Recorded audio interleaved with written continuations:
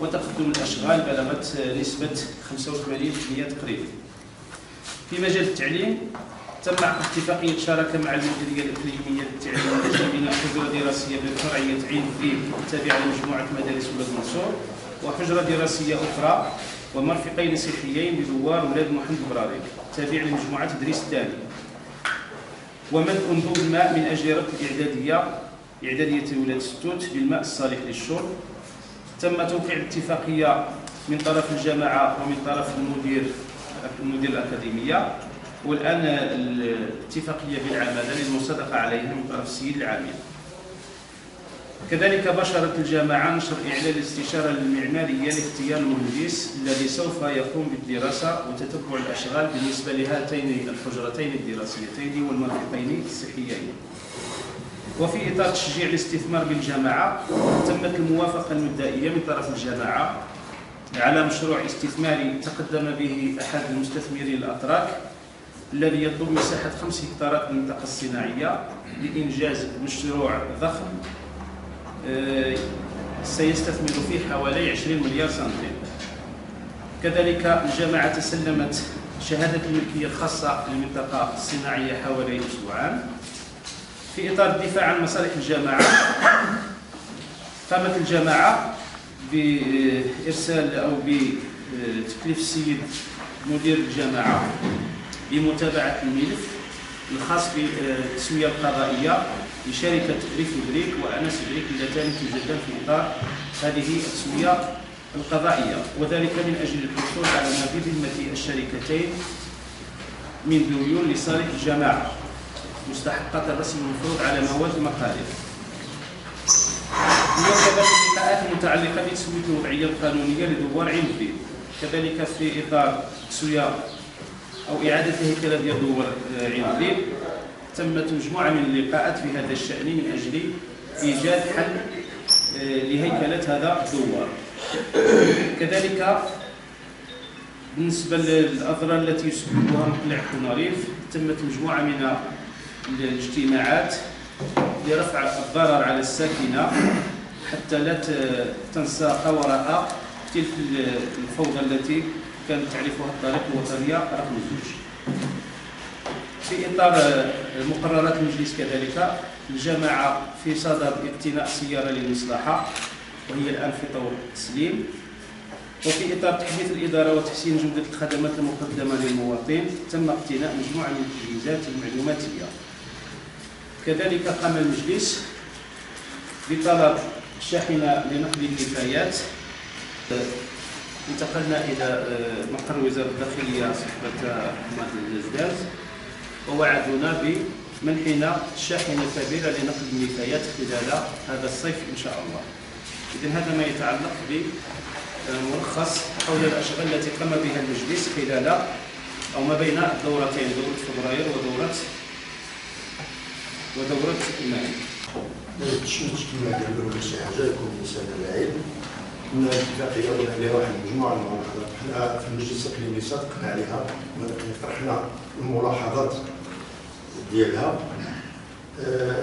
اولا من بين الملاحظات اللي هي كاينه هذه ما عرفناهاش واش اتفاقيه اطار او ما هي جات اتفاقيه شراكه من اجل تمويل وانجاز مشاريع تاهيل جامعه الاقليم. ما بقاتش اطار ولات اتفاقيه. إذا كانت اتفاقية إطار مقبولة، وإذا كانت اتفاقية شراكة من أجل تمويل وإنجاز مشاريع تأهيل الجامعة، يعني خصها ما هي المشاريع اللي غادي تنجز داخل كل جامعة. على أي حال ربما هذه لأجل باش يجيبوا الفلوس يعني مزيرين عليها، ربما يمكن غادي تكون هناك اتفاقيات أخرى ديال المشاريع. لأن حتى الديباجة ديالها ما شروش المداولة ديال المجلس، خصها تكون بناء على مداولة المجلس بطبيعة الحال باش تكون اتفاقية مقبولة. ثانيا كنشوفوا فيها التعليم والصحة والرياضة والسياحة، هذو ما كاينش الوزارة ديالهم داخل الاتفاقية، وهذا ما يمكنش انت تشتغل في التعليم بدون ما عرفنا نعرفوا المخطط ديال التعليم شنو داير، او الصحه المخطط ديالنا شنو هو، او الشريبه والرياضه او السياحه، واخا داخلين هاد المشاريع هنايا كنوقعوا عليها، ولكن الوزارات ما كاينينش ديالهم هنا في اللائحه ديال الشركاء ما كاينش هاد الوزارات، ما عرفناش اشنو كيفاش هاد الامور غادي تتم. يمكن غدا تجي دير شي حاجه في التعليم ولا في الصحه ولا في المجالات كل هذه الوزارات وحده، لان هما معنيين على كل حال.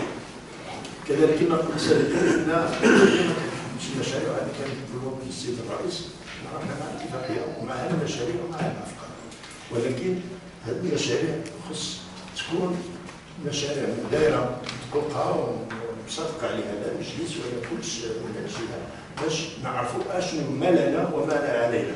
الا مشينا غير بهذا المشكل السرطان غدا يجي يدير لك واحد حاجه ديال يمكن ما يمشيش معك في الاتجاه. كذلك هنا عندنا واحد الخطا هذا متواضع، مجموعات الجماعات ما بقاتش تكون مجموعه الجماعات، ماشي مجموعه الجماعات بدليل انها مجموعات ما بقاتش مجموعه الجماعات تاع الحصه اللي غادي ندفعوها اللي هي 10 مليون درهم سنويا.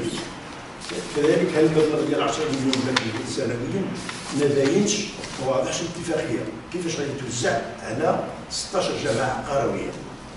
كاين الجماعه اللي عندها وكاين الجماعه اللي ما عندهاش ما عرفناش، وبالتالي عاود المبلغ الاجمالي اللي هي 492 مليون درهم 16 جماعه هذو عطاوها بالتساوي لجميع الاقاليم. حتى المجلس ديال وجده اللي هو مجلس عماله ماشي ما عندوش اقليم عاطينو 492 مليون ديال درهم. ما يمكنش يكون هذا التساوي ما بين الاقاليم. كاين الاقليم اللي فيه 7 جماعات وكاين الاقليم المنظور اللي فيه 16 جماعه. خص اعاده النظر في هذا المبلغ اللي نخصصوه بالتساوي. إذا من خلال أعتقد يعني الصفحة الأولى الجماعات الترابية اللي معنية بهذه الاتفاقيات اللي ربما أنها الملتزمة أو الجماعة اللي ممكن أنها تلتزم وتستفاد هي جماعات الأسكول باعتبار المداخيل القرار ديالها اللي تتوفرها مجموعة ديال المؤسسات الصناعية. أعتقد أن ملي ناخذوا دادل ولا ناخذوا حاسب الكان ولا ناخذوا أتسو نقول ان الجماعه الوحيده اللي ممكن انها تلتزم في اطار الشراكه وانها يعني تلتزم كنقول هي جماعه ولاد السدود. حتى هو اتفاقيه سي السي الرئيس سنشتغلوا على واحد يعني المكون اللي هو غادي يكون بطبيعه الحال رفيق ديال تقدم الجماعه على المستوى الاقتصادي وهو المنطقه الصناعيه. كاين واحد المجموعه ديال الرصد ديال واحد المجموعه ديال الاتفاقيات الطرق والنقل كهرباء الاسواق الانديه الى غير ذلك. وحنا عندنا واحد المنطقه اللي هي يعني المشاريع السياسيه اللي خصنا نقدموا لا المجلس الاقليمي ولا الجهه اللي هو تجهيز المنطقه الصناعيه. وذكرتي في التقرير ديالك على ان شي مقاول تركي انه غادي يدير. اعتقد لو ان دخلنا معاه في شراكه على اساس ان هذه المنطقه كلها كاين مجموعه الاتراك راه ممكن انها تجهز لنا ديك المنطقه ونبيعوها بواحد الثمن اللي هو كنرصدوا واحد المجموعه ديال الاموال في مشاريع اللي هي خصو الضوء مشينا دابا بحال اللي قابلين الناس يبنيو العشوائي ونديروا نبرجوا ونزيدوا نوسعوا وفي حين ان واحد المنطقه اللي غادي تكون مديره ديال يعني قاطره كما نقول ديال تقدم جماعه الاستوت هي المنطقه الصناعيه اللي ما حاولش المجلس خلال فترات مولها انه يرصد واحد الميزانيه على اساس تجهيز ديك المنطقه الصناعيه باش يسوقها. اذا كان طلبوا ناس يجيو على اساس ولكن لو كانت المنطقه اللي هي موجوده كتسوق بواحد الطريقه اللي هي سلسه وسهله. ونتمنى ان المجلس ياخذ بعين الاعتبار في هذه المنطقه الصناعيه ونخصصوا لها واحد الفريق على اساس في اطار شراكه ولا وحدنا على اساس اننا نحيدوا ديك والمناسبات ذكر فيها شكرا. شكرا. مثل فيها واحد المشروع يعني هو جاي باش يستثمر في واحد المشروع ديال مواد البناء من خلال البطاقه التقنيه للمشروع انه غادي يدير شي ديال الاسمنت الجبس والرمال. إذا هذا المستثمر باش اختار المنطقة ديالنا هو في خصوصية اللي ذكرها تكون قريبة من المقالع وتكون قريبة من الطريق الرئيسية. زائد القرب ديالها يعني من الميناء المتوسط ولا الميناء ديال المغرب اللي غادي يكون في القريب العاجل إن شاء الله. بالنسبه للتجهيز ديال المنطقه الصناعيه الاخوه في الممثل انهم موافقين اننا مثلا في هذا المشروع ديال الجهه نطلبوا التجهيز ديال واحد الحيز من هذا التراب ديال المنطقه الصناعيه. وسبق لها انها قامت بمشاريع تبع جوله الستوت، وكانت عندنا معهم 12 شركه راه قاموا بعده اعمال وعده مشاريع في الجامعه. من ضمن هذه المشاريع هذه راه داروا ديك المرافق الصحيه في عده مدارس في الجامعه، وكان داك الشيء رائع. وحنا ما عارفينش نجيبوا التمويل، ولكن هي فاعله وخدامه، يعني عندها واحد السمعه طيبه في الجامعه ديال ولاد السدود، دارت مشاريع. السيد الرئيس مرة كنسالو أن لو كان كان شي جمعية وبغينا نديرو واحد الصورة أو مقبرة أو كذا كتطلع علينا بواحد الثمن رخيص بزاف، لأنه دابا المقبرة والو وديرو الدراسة وديرو المارشي وديرو كطيح أكثر مما تسوى واحد 3 مرات. هاد القضية ديال هاد الجمعيات بحال دابا هادي يمكن تساهم معها بواحد النسبة ديال الآخر وبالإسراع في العمل، معناه كدير الإسراع في وقته. لهذا أحسن هاد الجمعية. إضافة إلى السي حكمان، الجامعة ديما رابحة مع هذه في هذه الشراكات مع الجمعية، لأنها كدير مشاريع اجتماعية اللي ربما حنا الجامعة مطلوب منها أنها ديرها بوحدها. فحبذا إلا دخلنا في شراكة مع هذه الجمعيات يعني كيعاونونا يكونوا شركاء في هذه المشاريع هذه. واحد الإضافة سي سعيد، وتجيب التمويل من برا، يجيبوا التمويل مهم، راه يمكن لنا غادي نوصلوا مع المساهمه ديال 10-15%، راه كيجيبوا التمويل مهم، ماشي بحال الجمعيه اللي كتروي لك ورقه هنيه ديالها وتقول لك اعطيني منحه، راه كيعرف الفلوس. اما ها هما الجمعيات اللي خصهم يكونوا شركاء مع الجماعه وهما اللي غادي يهزوا الجماعه. انا مرحبا بهذه الجمعيه هذه. شكرا.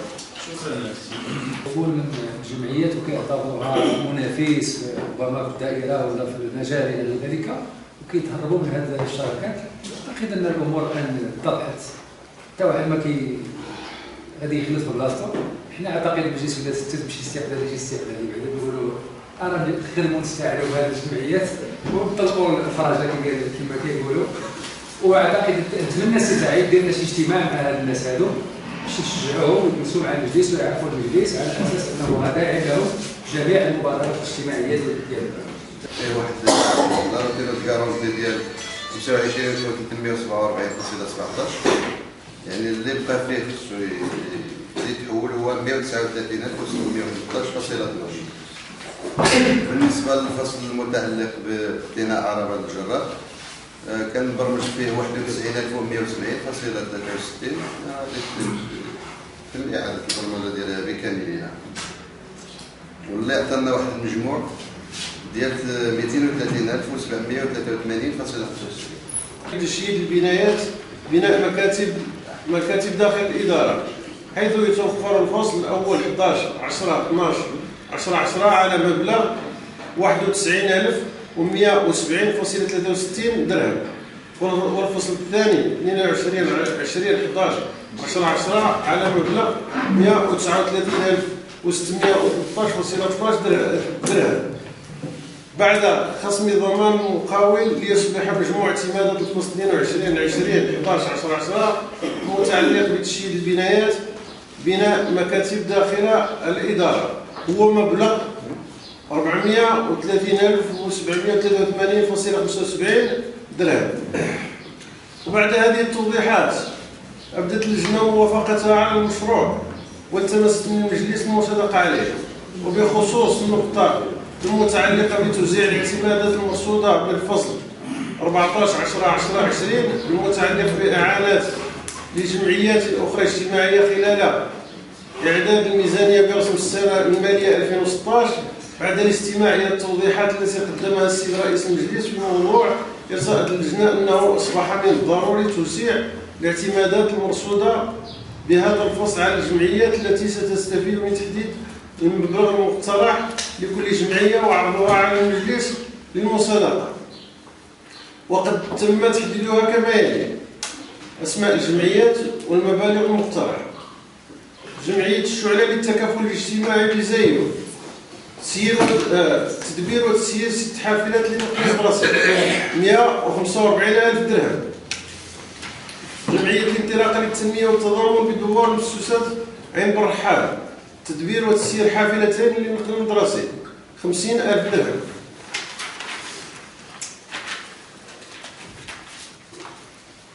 جمعية صبرا للتنمية تدبير وتسيير حافلة واحدة للنقل المدرسي 25,000 درهم. جمعية دار البر بزايو 60,000 درهم. جمعية زيد بن ثابت لتحفيظ القرآن وتدريس العلوم الشرعية 30,000 درهم. جمعية النور للنهوض بالمرأة القروية سيكتور 3 10,000 درهم. الجمعية العلوية للمعاقين 15,000 درهم. جمعية دعم تنمية تمدروس 25,000 درهم.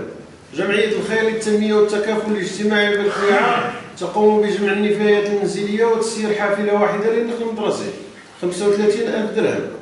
جمعية العمل الاجتماعي بدوار الفوارس تدبير وتسيير مركز التربية والتكوين 50,000 درهم.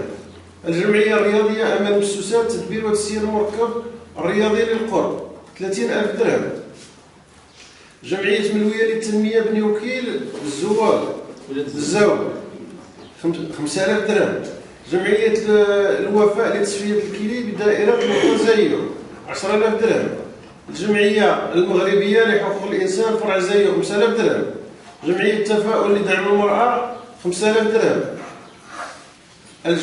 والآن ننتقل للجمعيات الرياضية والمبالغ المقترحة أيضا. جمعية أمل ولاد ستوت لكرة القدم 170,000 درهم. جمعية النهضة الرياضية زايو لكرة القدم 20,000 درهم. جمعية نادي الشباب الرياضي بزايو لكرة القدم 10,000 درهم. جمعية النهضة الرياضية بزايو لكرة اليد 20,000 درهم. وشكرا.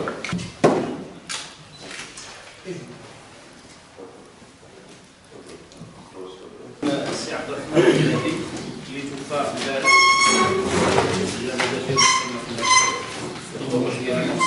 نسيت باش نقولها في البدايه حكم على عم الاخ عبد الرحمن العبادي اللي توفى بالامس. بسم الله الرحمن الرحيم. الحمد لله رب العالمين الرحمن الرحيم مالك يوم الدين إياك نعبد وإياك نستعين اهدنا الصراط المستقيم صراط الذين أنعمت عليهم غير المغضوب